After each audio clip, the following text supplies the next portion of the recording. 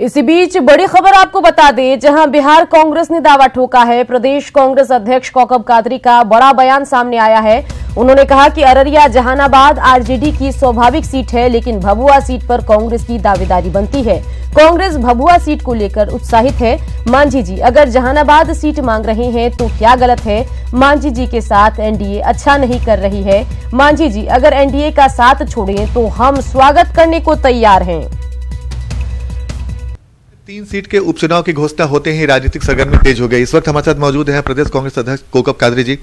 कौकब कादरी जी, 3 seat पे उपचुनाव हो रहा है, एक अररिया लोकसभा का, भभुआ और जहानाबाद। कांग्रेस भी लड़ेगी क्या इस उपचुनाव में? नहीं, ऐसा है कि हमारे यहाँ इस स्तर की बात को आला कमान के स्तर से ही तय की जाती है, लेकिन हमारे यहाँ काफ़ी उत्साह है, इसमें कोई दो राय नहीं है। हमारी सोच है कि गठबंधन जीते और इसमें तमाम हमारे जो है साथी जो है कि उत्साह में हैं और हम गठबंधन से जो सीट है उसमें हमारे गठबंधन जीतेगा, हम ये कह सकते हैं और हमारी तैयारी सभी जगह है। मतलब कोई सीट पे भभुआ और कैमूर के बारे में ये बताया जा रहा है, माफ कीजिएगा, भभुआ और जहानाबाद के बारे में, जहाँ पे विधानसभा का हो रहा है, भभुआ पे शायद कांग्रेस दावा ठोक रही है, कुछ कांग्रेस के नेताओं का बयान आया है। नहीं, हम आला कमान से बात करेंगे, हमारी सीएलपी लीडर से भी बात हुई है और जहाँ तक अररिया की बात है, आप जानते हैं स्वाभाविक रूप से वहाँ उनका परंपरागत सीट रहा है और जहानाबाद भी मुंद्रिका बाबू सीट से जीतते रहे हैं, वो भी परंपरागत रहा है। चूंकि भभुआ में बीजेपी वहाँ जीती थी और रनर अप वहाँ जेडीयू रही थी, इसलिए लोगों का ऐसा फोकस है, लोग चाहते हैं, कार्यकर्ता चाहते हैं कि भभुआ सीट कांग्रेस लड़े।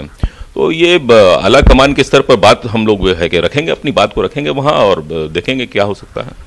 तो एक तरीके से आपने इशारा कर दिया कि कांग्रेस भभुआ सीट पे लड़ सकती है और अगर ऐसी स्थिति नहीं बनती है, आरजेडी वो सीट आपको नहीं देती है, फिर कांग्रेस का रुख क्या रहेगा? नहीं, हमारे यहाँ कभी ऐसी कोई स्थिति नहीं है कि कोई किसको देती है कि नहीं देती है। मैंने कहा कि हम तमाम लोगों की ये कोशिश है कि गठबंधन जीते, कहीं किसी तरह की इसमें जो है कि वह पूह की स्थिति नहीं है और हमारी बातचीत भी आगे चल रही है। लेकिन इस स्तर के बात के लिए हमारे जो जनरल सेक्रेटरी इंचार्ज हैं वो ऑथराइज हैं, हमारे यहाँ सीएसी है, आपको मालूम है, आला कमान, तो वहां से।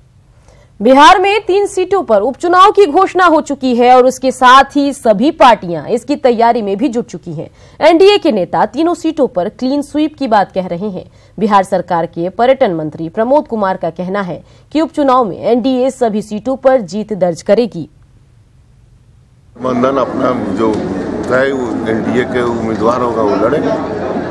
क्या लगता है विपक्ष आएगा कि क्लीन स्वीप? एनडीए का तो फिर विजय श्री प्राप्त होगा, एकदम माने क्लीन स्वीप करेगा उपचुनाव में। हाँ भाई, 3 सीटों के लिए उपचुनाव की तारीखों की घोषणा होते ही सियासी समीकरण भी तेज हो गए हैं। हम आपको ग्राफिक्स के जरिए जातीय समीकरण के आंकड़े दिखाने की कोशिश करते हैं।